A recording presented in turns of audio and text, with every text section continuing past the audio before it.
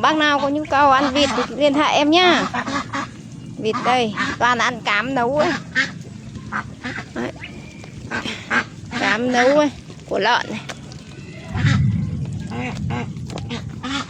Mỗi ngày thùng sơn, mỗi bữa thùng sơn, sáng thùng chiều thùng đây.